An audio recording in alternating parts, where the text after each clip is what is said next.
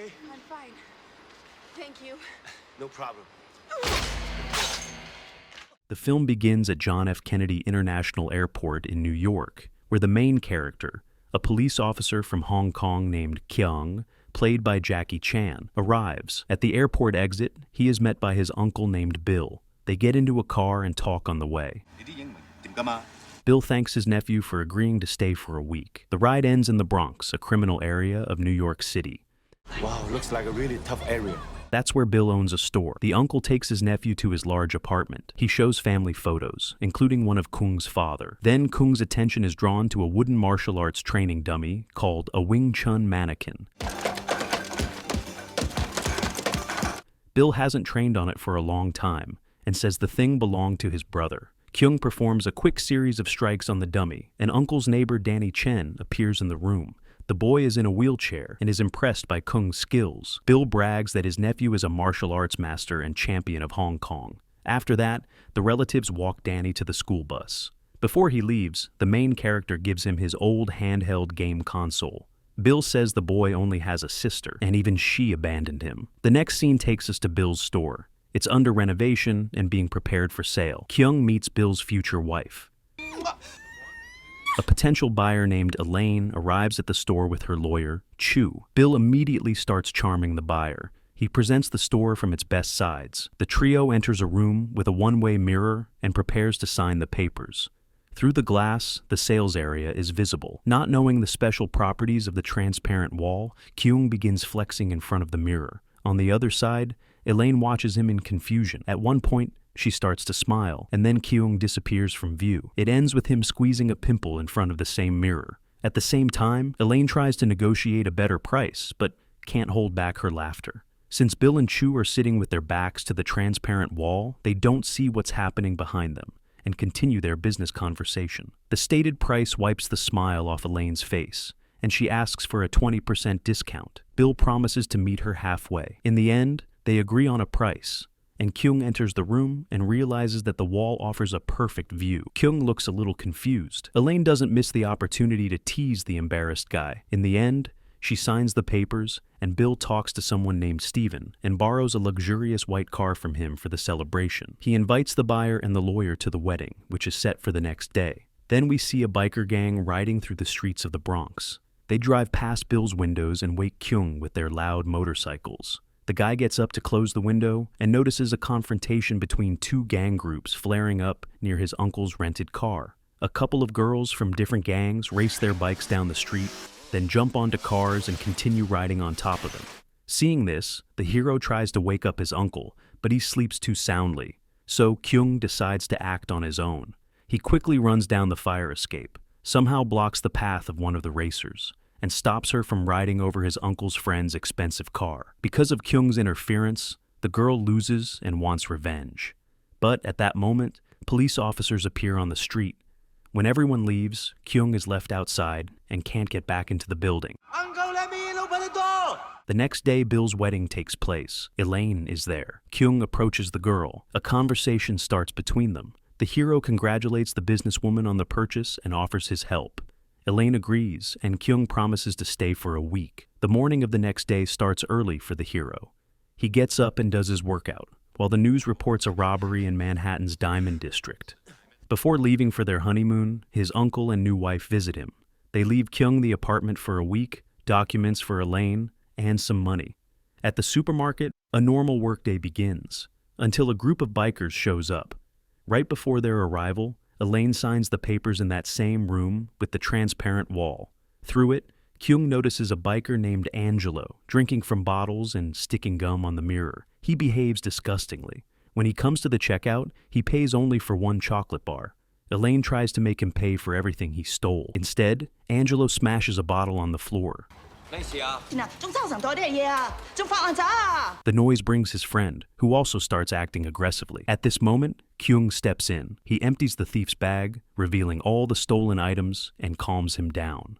The bikers quickly surround the main character, but a girl tries to smooth things over. It doesn't help, and a fight begins. Kyung methodically takes out the whole gang. Along the way, he dodges knife attacks in the best traditions of Hong Kong action films. In the end, he breaks Angelo's nose, and the thug and his friends flee the store in fear. Kyung forces the Asian biker to apologize to Elaine. I'm sorry. And punishes him for stealing. In the evening, Kyung and Elaine close the store. The girl struggles with the stiff security shutters, but the hero helps her. Of course not. After that, he grabs his purchases and heads home. On the way, the hero encounters a gang kidnapping a girl. He follows the thugs into an alley and scares them with a fake police badge. The bandits run off. When Kyung approaches the victim, she first thanks him, then suddenly kicks him in the groin. Turns out, she's the biker Kyung interfered with earlier during the car stunt. As she runs off, the guy is attacked by 4 huge goons with clubs. The Hong Kong cop dishes out some kung fu beatings to the thugs. He uses everything around him in the fight: a bent metal ladder, clothes, and even a fence. When the attacker's accomplices arrive, a chase begins. The bikers catch up to him in an alley. The chase is led by that same thief from the store, Angelo. His nose is broken and he's holding a revolver. But the gang leader Tony suggests they all beat Kyung together and have some fun. The punks pelt the hero with bottles and other heavy trash. Kyung has nowhere to run. He's cornered against a wall. The guy can only lie down and cover his face with his hands.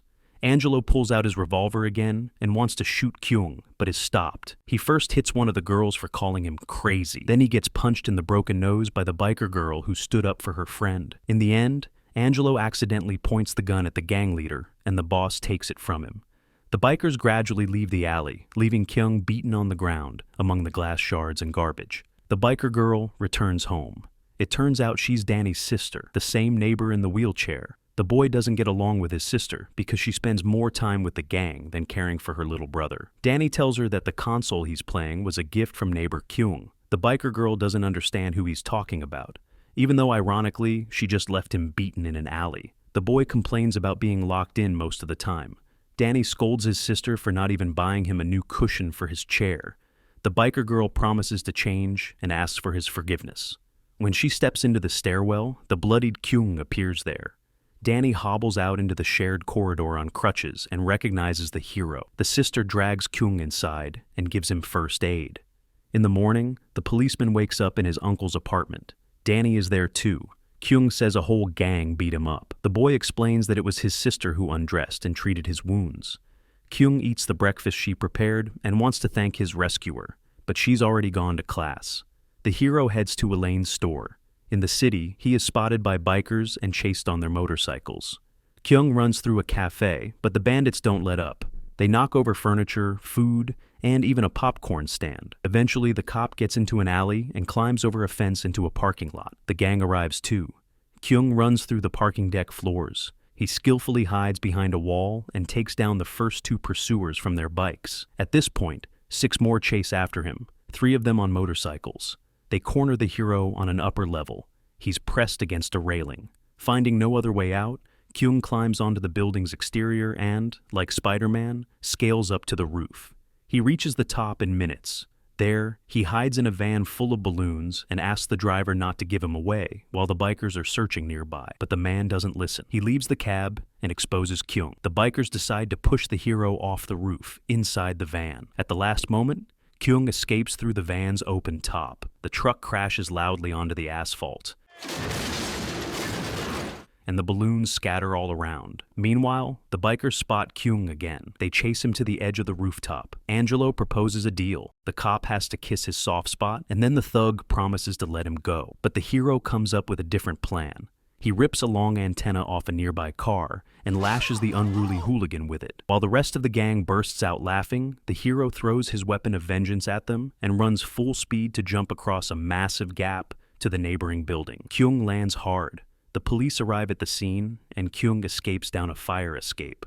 While Jackie Chan's character runs from the bikers, a meeting of criminal kingpins takes place elsewhere in the city. Some dangerous-looking kidnappers attempt to sell stolen diamonds to men in suits. At that moment, the bikers, upset by their failure, plan to drop off the biker girl from the beginning of the film. She's the boss's girlfriend, but asks him not to come upstairs and walks away from the guys.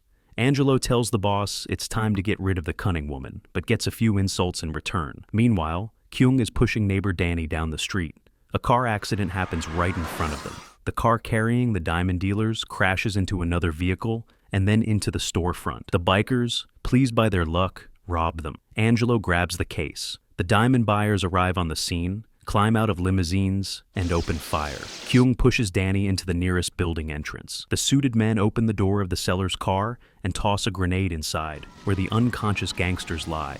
After that, they hop back into their black limos and speed off. Angelo takes the case into a building and discovers that he stole the very diamonds the suits were after. Apparently, the criminals were going after the rest of the gems when the accident happened. When the cop hears footsteps, he picks up the boy and carries him to safety. The wheelchair is left on the stairs. Angelo decides to hide the loot in the chair, as gangsters are roaming around looking for the contents of the case. Angelo gets caught and searched at gunpoint. Fearing the police, the suited men drop their weapons and let Angelo go. Kyung takes the opportunity to bring the wheelchair and Danny home. He doesn't know that the biker hid the loot inside the old cushion. Police arrive and arrest everyone on the stairwell. Angelo and the two unlucky diamond sellers. Kyung carries Danny home. His sister is there too. She hides from Kyung, afraid he'll recognize her as one of the gang members. On the table in front of the boy lies a new cushion for his wheelchair. His sister bought it to replace the old, uncomfortable one. Danny tells Kyung about his sister, but says she works as a flight attendant and a model. Hiding behind the wall, the girl hears all this and smiles. Danny confesses that living with a disability is hard, especially when he sees healthy kids in the park and feels like he can't play like them. The cop places the new cushion on the chair as the boy tells his sad story of not being able to take care of his sister. I wish my legs were like other kids so I could take care of her myself, and I wouldn't have to worry about her. At that moment, the biker girl can't hold back anymore and steps out of hiding. Her name is Nancy. Kyung instantly recognizes the troublemaker, but forgives her and asks her to forget the past. Danny is surprised his new friend already knows his sister. Kyung replies that he bumped into her on the stairs the other day. He picks up the boy and sets him in the updated chair. The old cushion with the diamonds inside gets kicked under the couch by Kyung's foot. Nancy and the cop watch as Danny happily tries out his new seat. Meanwhile, Angelo is being interrogated at the station, but they have nothing on him. The biker plays dumb and pretends to be a tourist. They can't press charges. The men in suits are being questioned in another room, but the police can't put the pieces together. They have a gun with no fingerprints, an empty case, and a list of stolen diamonds. The grenade explosion in the car, caused by the suited men, destroyed all the key evidence. The cops suspect that the people they caught are connected to the robbery Kyung heard about on the radio. At the same time, lawyers bail the diamond buyers out of the station. The detectives can only watch sadly as the limo drives away. Angelo is released so the police can keep surveillance on him. That night, the biker tries to find the abandoned diamonds. So do the men in suits. When Kyung meets them on the stairs, they pretend to be FBI agents. They give the hero a business card in case he finds anything suspicious and let him go. At the same time, there's a party in the Bronx where local youth are having fun. Kyung heads there. In a cage, he finds his new acquaintance, Nancy. She's dancing in a revealing outfit while real live tigers prowl around her. Nancy notices Kyung and greets him. She continues dancing as her biker friends arrive, led by Tony. The thugs discuss Angelo's arrest and release, then look for Nancy. Meanwhile, she sits down at a table with Kyung and has a drink. He gently asks her about her job when one of the gang members notices them. Nancy grabs the cop's hand and tries to sneak away. In the alley, she deliberately knocks over her friends' bikes. Together, the pair hop on the last remaining motorcycle and ride off. The gang doesn't manage to catch up. Kyung advises Nancy to leave the bad company behind and spend more time with her brother. She hugs the guy and kisses him against the backdrop of the nighttime city. The next morning, the bikers storm into Elaine's store. They trash everything, looking for Kyung. In the chaos, two of the bikers are suddenly grabbed by the suited men, thrown into the trunks of their limousines. Elaine helplessly watches her business turn into ruins. Unaware, Kyung is in the park at that moment with Danny and Nancy. The three of them are having a good time. They are being watched by a heavily disguised Angelo. Timing it when the adults go for ice cream, he pushes the boy to the ground and grabs the cushion. Not finding the diamonds, the biker throws it away and runs off. Meanwhile, the kidnapped bikers are being tortured by the suited men. One of the guys is shoved into a wood chipper, but they learn nothing. After the park, Kyung visits Elaine's store. The bikers have wrecked it. The upset owner blames the cop for not being there when he promised to help for a week. She also blames him for getting involved with the girlfriend of the gang leader. That's why the thugs came. They were looking for Kyung and wanted revenge. The cop sets out to find Tony. Nancy leads him to the bikers' camp. Kyung bursts into one of the trailers, finds the boss with his crew, and starts a fight. You are all garbage. The cop destroys a stereo system and a pool table. First, a bottle flies at him. Then the thugs all attack at once. The brawl is interrupted by a shot from Tony into the ceiling. He first wants to shoot Kyung, but then notices Nancy entering the room, throws down the gun, and decides to show off in front of his now ex-girlfriend. Tony thinks he can take the hero in a fist fight. In a spectacular one-on-one brawl, Kyung throws the biker boss into an arcade machine. At that moment, the others join the fight. The cop dishes out blow after blow, skillfully using whatever's around. Bottles, tables, arcade cabinets, even skis. The fight is stopped by another warning shot from Tony. The boss says Kyung has won and can leave, but instead, the cop gets annoyed and gives a speech about how the gangsters are wasting their lives like total losers. The hero leaves the biker's hideout, tossing a peaceful phrase in Chinese over his shoulder. 唔係你打我打你，而係大家一齊咁炸。 Nancy catches up to Kyung and tells the gang he's right. At that moment, one of the guys kidnapped by the suits enters the room. He's holding a trash bag and asks for help. Inside is the shredded remains of Lance, one of the gang members. The survivor says that if the bikers don't return what Angelo stole, they'll all end up the same. Kyung decides to call the number given to him by the supposed FBI agents. In the trailer park, he meets with the suits. Inside one of the RVs lies Angelo. Tony tries to find out what game he's playing. At that moment, one of the fake agents enters. Angelo recognizes the gangsters and loudly says they have nothing to do with the FBI. One of the criminals shoots him in the leg. The hell you talking about? The men in black demand to know where the diamonds are. Angelo says they're in Danny's wheelchair. The gangsters point guns at Nancy, Tony, and the main character. Kyung says he knows where the diamonds are. The suits take him and drive off. They go to Danny's home, destroy the new cushion, and treat the boy roughly. When Kyung tries to protest, he gets punched in the face. He gets hit again when the torn-up cushion turns out to be empty. Seeing this, Danny says the diamonds are in his sister's room. One of the goons grabs the kid and takes him away. But in Nancy's room, they only find costume jewelry. This enrages the thug, and he lunges at the boy. At that moment, Kyung sees Danny's old cushion under the couch, along with a crutch. With a gun pointed at him, he pulls out the stash and suddenly knocks out one of the thugs. The hero grabs the attacker's gun, jumps on the couch, takes aim at the second gangster, and delivers a dose of physical punishment. Danny helps out by tossing him a football helmet and a wrench. Kyung ties up the gangsters. The boy calls the police, but no one answers quickly. One of the thugs' phones rings. Kyung picks up and pretends to be the thug. The voice on the line asks where the diamonds are and orders him to get rid of all the witnesses. You want to kill me? Who the hell is this? I'm the Chinaman. The hero says he captured 2 guys and has the diamonds. In exchange, he wants his friends released. Kyung asks Danny to hang up and not call the police. The gang leader promises to tell him what to do. Kyung sends the boy to school in a taxi. Meanwhile, the suits are savagely beating the captive bikers at gunpoint. Tony gets it the worst. They demand to know where Kyung went. The gang leader says the man they're looking for works at Elaine's supermarket. Inside the store, renovations are just wrapping up. The cop arrives to warn the owner about the coming danger. He shows the woman the diamonds and asks for help catching the villains. The suits arrive and call Kyung. They want him to come to the sales floor. When he gets there, Kyung sees the gangsters have rigged the place with chains connected to a tow truck outside. The thugs are ready to destroy everything at once. The cop tries to warn Elaine, but she doesn't listen. The store begins to collapse before their eyes. Kyung and Elaine survive in the middle of the wreckage. The main character gets a call from the diamond thief, who promises to kill everyone if the cop doesn't hand over the gems. Kyung calls the police and tells the officers everything. Undercover, he is sent to the address the crime boss gave. The mission is to show the thugs 1 diamond and get them to confess and reveal where the hostages are. Kyung meets with the suited men and tricks them into talking. The criminals call their boss and decide to search Kyung.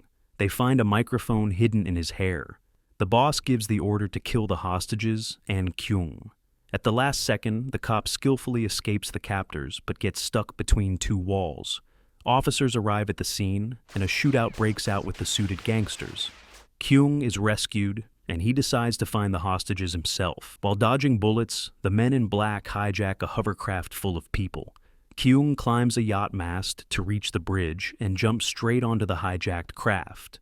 but he falls off, catching a rope with his foot. He gets dragged by the boat as the criminals fire at the police. The hovercraft speeds onto a nearby beach, and Kyung barely manages to save a child from being crushed. The criminals try to run him over, but the air cushion just presses him into the soft sand. The chase continues into the city. The hovercraft races down the road.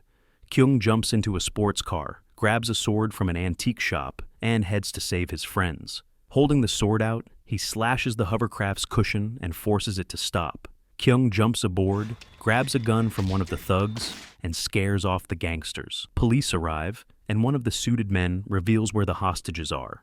They are rescued, and Kyung is allowed to lead the operation to capture the gang boss. The hovercraft is patched up, and the hero and his friends board the high-speed vehicle. Together, they head to a country club and catch up with the main villain, White Tiger. The hovercraft runs straight over him, leaving the old man without clothes. In reality, the Bronx showdown was not filmed in New York City. The actor broke his ankle during the final leap onto the moving hovercraft. But even after that, he kept filming. The stuntman's cast was disguised as a shoe.